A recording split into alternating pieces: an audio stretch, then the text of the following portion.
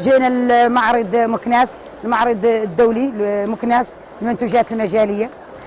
هذا مشاركين بالكسكس اللي حرز على الميداليه الذهبيه 2014 2015 2016 2017. وهذا الكسكس شاركنا به في عده دول، فرنسا، سويسرا، المانيا. حضرنا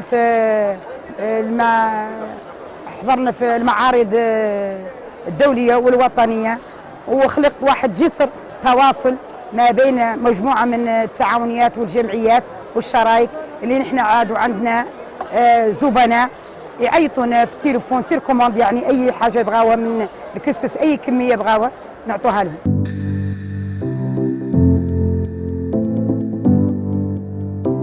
حول المشاركه ديالنا اول عام شاركوا في مهرجان مكناس، كان زين وكان الحمد لله الاقبال على البيع، والحمد لله المهرجان زين.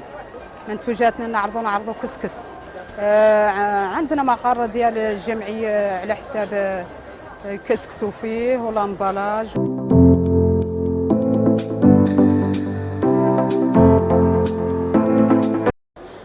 مشاركة ديالنا في معرض مكناس الدولي، مشاركة ديالنا كانت واجب علينا اننا نشاركوا، لان منتوج اللي عندنا ما عنده شيء المنافس، منتوج محلي كيتوزع على الصعيد الاقليمي بجهه الدخله والذهب.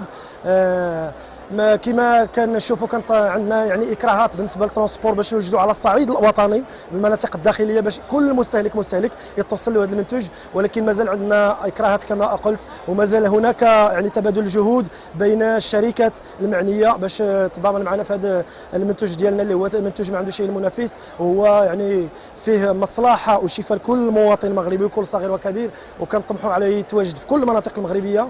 وماذا بنا يعني المديريه الجهويه للفلاحه والغرفه الفلاحيه وتنميه الاقاليم الجنوبيه باش يتكافلوا الجهود لتثمين هذا المنتوج المحلي باش يكون على الصعيد الوطني، لان كنتلقاو بعض الاسئله عند المستهلك المغربي داخل المعرض بان ما كنوجدوش هذا المنتوج اللي عندكم الا في المعارض. معناه خاصو يكون موجود على الصعيد المحلي في كل المدن المغربيه كمراكش، اكادير، الدار البيضاء، الرباط الى غير ذلك. وهذا هو الطموح ديالنا، وشكرا لكم.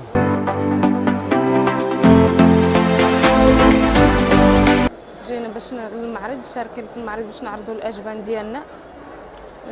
كان مشتقات حليب النقاء، الجبن مشتقات حليب النقاء التعاونيه مؤسسه من 2010، احنا 7 النساء فيها، وشاركنا باش نعرضوا ونتعرفوا على يتعرفوا الناس على المنتوجات ديالنا باش نعودوا كنطمحوا نخرجوه للصعيد الوطني المغربي ان شاء الله بحول الله. السلام.